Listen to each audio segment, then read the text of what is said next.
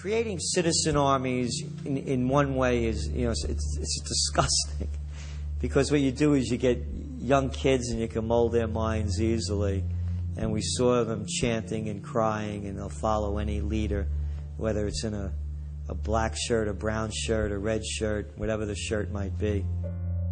Another branch of Homeland Security, the Corporation for National and Community Service, is setting up literally hundreds of other private uniformed youth groups. The White House has introduced legislation to establish forced national service for all Americans between the ages of 16 and 64.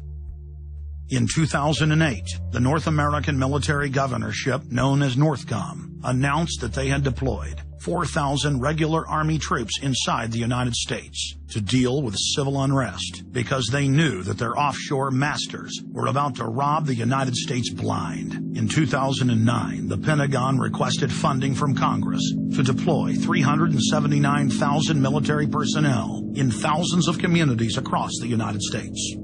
And now, legislation has been introduced in Congress to expand a system of FEMA concentration camps across the United States under the National Emergency Centers Act, H.R. 645. The Republic is hanging by a thread. The last vestiges of our free system of government are being swept away. You got time to watch baseball, you got time to watch football, you got time to entertain yourself, but I think a knowledgeable public we're losing, and we've got to get people back on track to paying attention, because if you don't pay attention to your government and what they're doing, you're going to pay some dire consequences for it. Unless we become active and become influential in the power centers of society, there's nothing we can do about it. Just knowing about it is not enough. And as long as we are given at election time an option between the Republican candidate or the Democrat candidate, both of whom have been selected by members of the Council on Foreign Relations and both of whom have the same general policies, that's not going to change anything either. So the real issue is, so what? And the answer is we've got to recapture control of the power centers of society. The people have a decision to make. Our nation has been seized in the jaws of a global corporate takeover. The Republic is passing into history. We're losing our freedoms. And it's up to every man, woman, and child in the United States to decide whether we're going to be fooled by the slick propaganda of the social engineers or whether we're going to restore the Republic. The values expressed by our founding fathers and the Declaration of Independence and other documents are very important to these times, and it's now our chance to manifest those documents. Now is the time for all good men to come to the aid of their country, because the country is being stolen from us in broad daylight.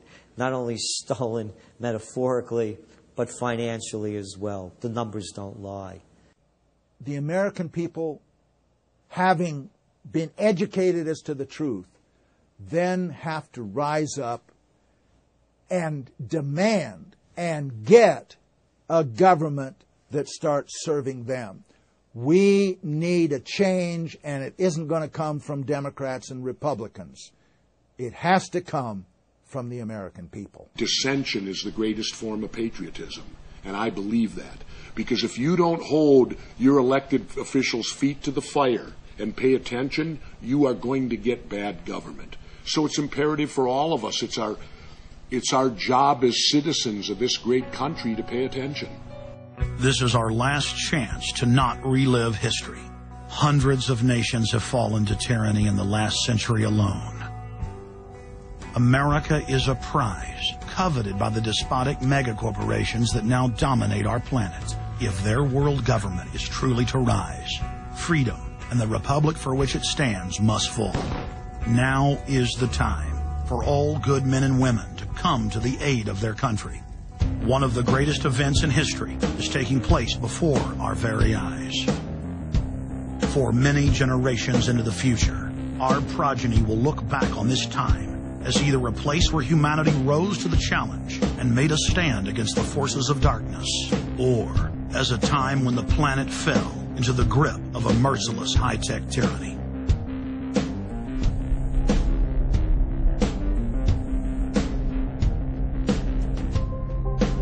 In Part 2 of Fall of the Republic, you will learn the elite's master plan for humanity. But more importantly, you will learn how to stop that plan, reverse the criminal tide, and reignite the flame of liberty on the long march to man's ultimate destiny.